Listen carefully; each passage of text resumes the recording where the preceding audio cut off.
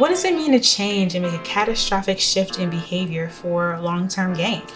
While financial freedom may look different for everyone, the path towards getting there is relatively the same. I just found that not everybody likes to share it. Now, the professional and career gurus of the world have shared a basic behavioral framework based on the concept called the Valley of Despair, which I found quite helpful to refer back to along my journey towards financial freedom. And hopefully, it may help you too.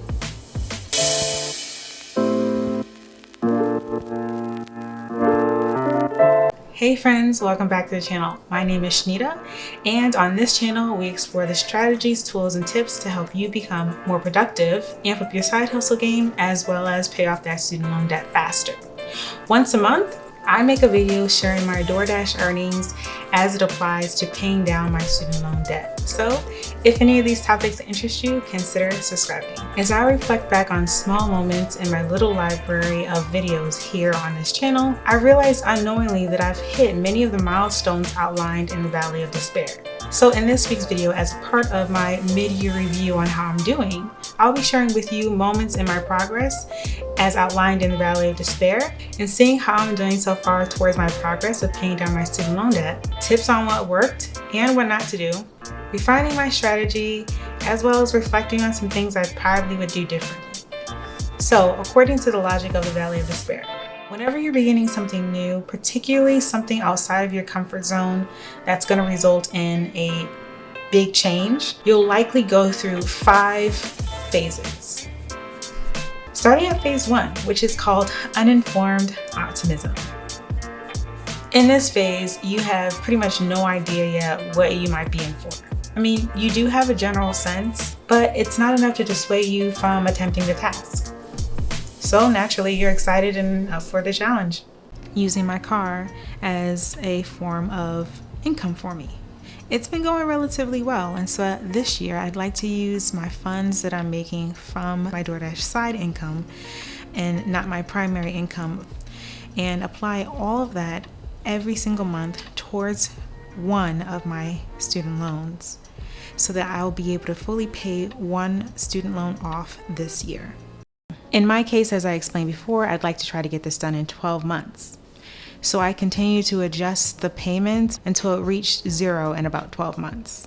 So now that we have these calculations, now we need to figure out how do we earn this extra money to make these overpayments. So step 4, earn extra money by doing some side gigs. So let's reverse engineer this.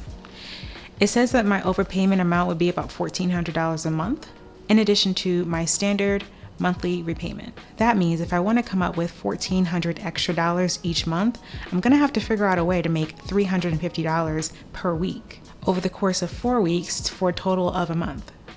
In order to achieve that goal of making $350 a week, I'm going to have to figure out how to budget my time per day to do deliveries, which means that in order to achieve a $350 goal per week, I would have to average between $30 to $50 per day in order to get that goal, leaning more so towards the $50 goal per day. Because I've been doing this for quite some time, I know that any given day I can be sure to get at least $30 a day. So to set my expectations, I'm setting my goal for $30 a day, and then maybe I can pick up some extra hours during the weekend. So towards the end of February, after the winter storm, is where I think I was starting to enter into phase 2, where I was realizing that these things that I was saying may not actually happen, but I had already gotten the ball rolling. Maybe even the beginning of March is where I think I entered into phase 2. And I think I entered into this phase because I felt like I was doing the work, I was putting in the time, I was putting in the hours of documenting my progress and making sure that I was not just sitting around, I was out making money. And then it was just like, boom, the winter storm happened. If you're in the situation and you start to see your earnings decline significantly from last year, best thing to do is not to panic. But as always, when you're doing gig work or any type of work where your money is going to fluctuate month to month, just continue to remember to have a backup plan. And that completely threw me off track because DoorDash then had shut down service in my area, which meant that I wasn't making any progress towards my goal anymore, at least for the time being. And so it was after that February DoorDash report that I realized I was gonna have to start introducing some reinforcements if I wanted to make progress towards this goal. So then around the end of March, I started noticing that I was getting extremely frustrated with just about everything. I was feeling extremely overwhelmed. I felt like I wasn't making any progress towards my goal. And every time I tried making progress towards my goal, some financial obligation would come up where I would have to use that money and apply it towards that obligation instead of towards getting out of my student loan debt. And it is very uncomfortable to be on camera and saying that I did not get the goal that I wanted to get, and that, you know, I didn't do what I had said I was going to do. But it doesn't feel good, guys. I wish I could say I could do better, which meant less money being put towards my goal. I was frustrated with the loopholes that I was having to go through to get the aid that they said was available for gig workers. I had even felt frustrated with the fact that I had felt like I needed to use it in the first place. I think I was at the point of giving up, but I wasn't there yet. And I think it had a lot to do with the fact that I had already put myself out here on this channel and I was getting viewership. You guys were watching my videos and I felt like that was a huge support. You were leaving comments on some of my videos. And so it felt very encouraging. And so for that reason, I didn't want to look like a complete flake. So I continued to do DoorDash and I continued to post videos, and I didn't want to feel regret later if I didn't follow through. So I think I had put myself in a situation where quitting was not an option. And so this phase is called phase 3, the Valley of Despair. Now for some people, they will quit in phase 3.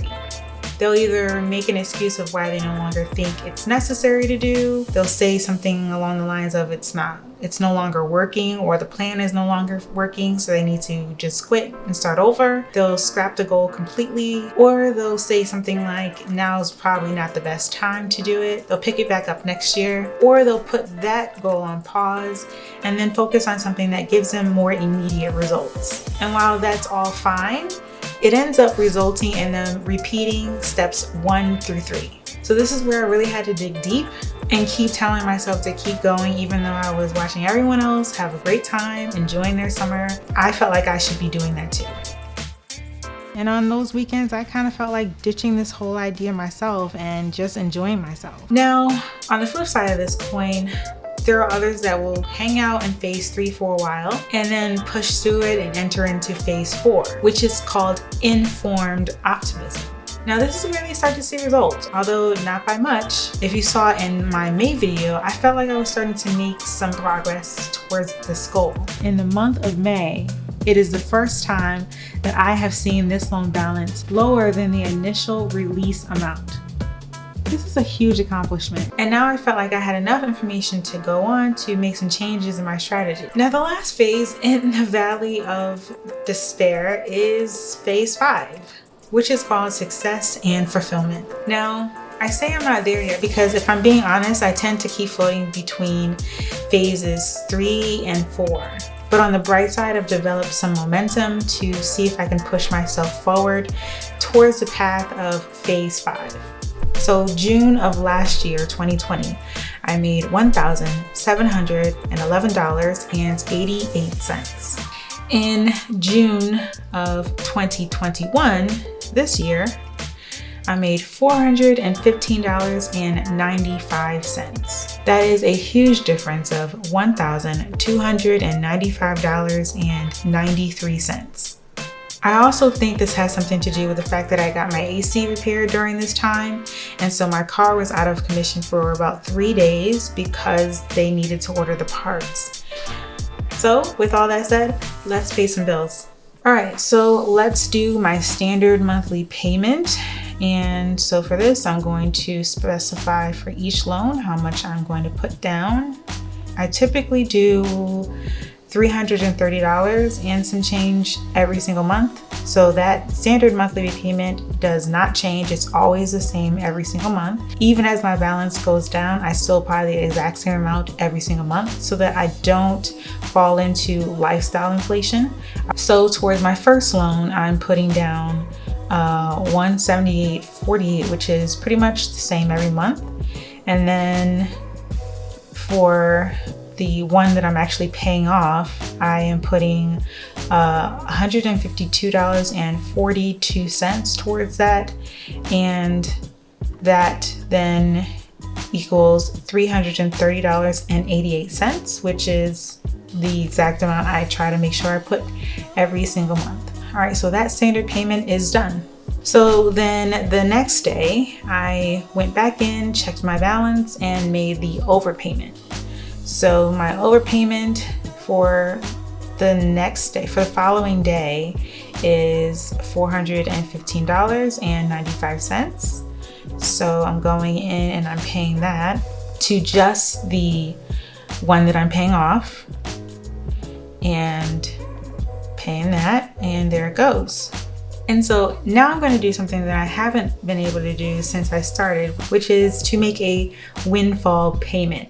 That's an extremely large payment that happens when you find a little bit of extra money and you're able to apply it towards your loan. And so that's what I'm going to put it towards. As I mentioned in this video, I did mention to you that I was given the PPP funds, and so I applied some of it towards my car repair, and then I was going to put some more of it towards a bill, which is in this case my student loan. So let's go ahead and do that. My balance now has gone down to $12,809.51, and we are going to go ahead and apply $3,000 towards that, and we are done. There it goes. So now I'm providing you an update as to what my balance currently is since I've made that windfall payment, as well as the original overpayment, as well as my standard monthly payment. Let's see what it looks like now. So this is great. My balance is now $9,810.57. So here's what's been working for me. The first thing I can think of that has helped me towards getting this loan balance down is contacting my student loan representative in the beginning to ensure that I was making my overpayments in the right way. Now, I did find an article of someone who did not do this step, and unfortunately they ended up paying over $1,000 that basically just went to the interest and not to the principal.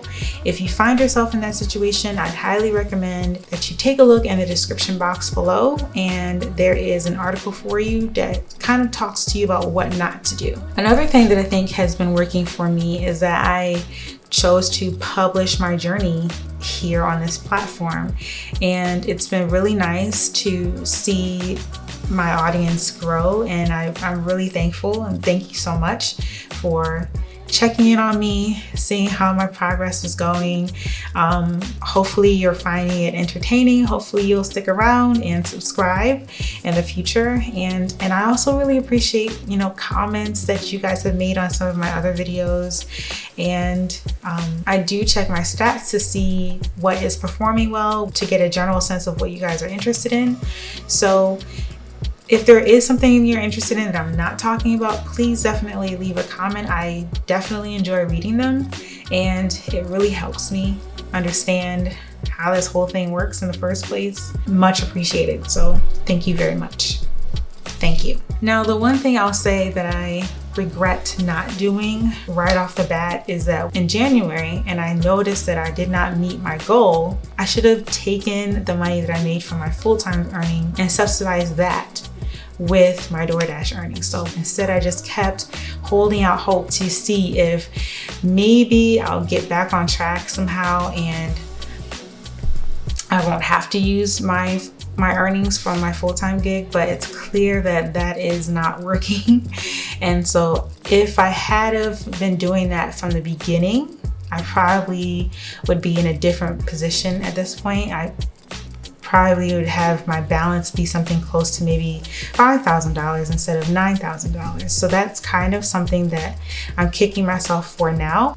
So with that said, I'm realizing I'm gonna have to readjust my strategy. And one way to do that is to do what I just suggested. The initial goal that I had set for myself was to do $1,450 every single month. And as you have experienced along with me on this journey, I have not been meeting that goal. So I realized that, hey, I have a small discretionary income from my full-time career earnings that I could probably apply towards my student loans. So I think that's what I'm probably going to do.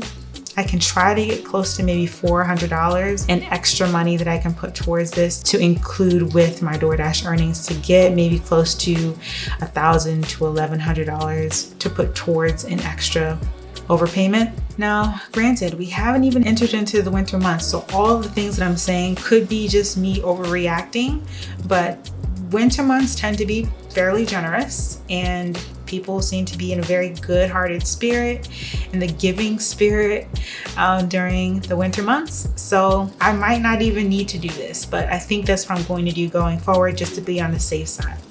So if you like this video, then you'll love this custom video playlist here that goes over all of my monthly earnings from January all the way up until now.